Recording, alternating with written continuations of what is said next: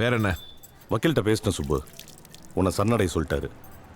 5 நாள் ரிமாண்டு, 4 நாள் வெளியில் எடுத்துடலாம். உள்ள நம்மள்கிட்ட எல்லாம் பேசிட்டோம். வேற ஒன்றும் இல்லையே. அப்புறம் முக்கியமான ஒரு விஷயம்.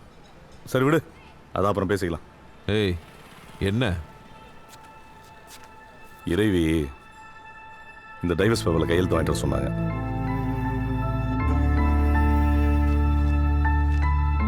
ரொம்ப பயப்படுறாங்க சுப்பு.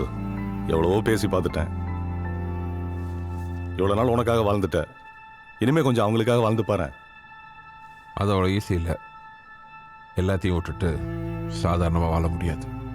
கையில் இருக்கிற பொருளை கீழே போட்டால் 6 நாள் தாண்ட முடியாது. கத்தி இருக்கிறதுனால தான் பயம் இருக்கு. அது இருக்கிறதுனால தான் சுற்றி இருக்கிறவங்கெல்லாம் உயிரோடு இருக்காங்க.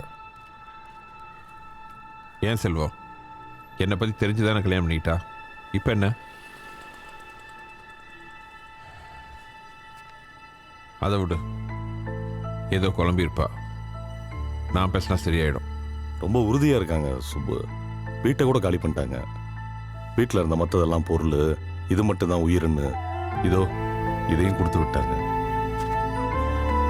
நீ முத ஆசையாக வாங்கி கொடுத்த நாய்க்குட்டியை வேணான்னு திருப்பி கொடுத்துட்டாங்க. அவர் ஞாபகப்படுத்துகிற எதுவும் எனக்கு வேணான்னு சொல்லிட்டாங்க.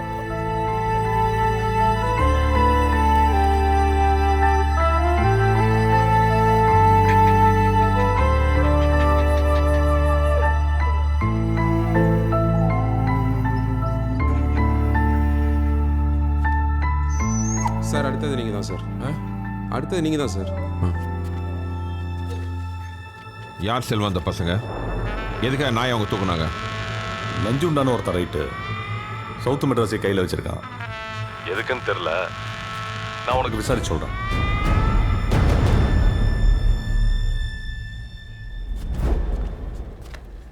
ஏப்பா ரைட்டு, இந்த செம்மஞ்சேரியில் ஒரு இடம் வாங்கி கொடுத்தோம்ல, வாங்கின ஓனரு நம்மளை தர வேண்டிய 5 லட்ச ரூபா கமிஷன் காசை தரமாட்டேங்கிறாப்பா. கேட்டா என்ன மிரட்டுறான்? இதுக்கெல்லாம் நீ வந்தா தாப்பா சரிப்பட்டு வரும். அவனுக்கு என்ன பிரச்சனையோ விடுங்க பாய். இது என் வீட்டு டாக்குமெண்ட். இதை வச்சு பணத்தை ரெடி பண்ணுங்க. இங்கே பார், ஏற்கனவே நீ எனக்கு நிறைய கொடுத்துட்டேன். நீ எனக்கு எதுக்கு தரணும்? நம்ம காசு அவன்கிட்ட இருக்குப்பா. அது அநியாயம் இல்லையா? நீ வந்து வாங்கு. அது மட்டும் வேணாம் பாய். ஆஸ்பத்திரி யாருக்கு? நம்ம பர்வீனுக்கு தானே. உங்கள் நல்ல மனசுக்கு அல்லாஹ் நல்லது தான் பண்ணுவார். ம்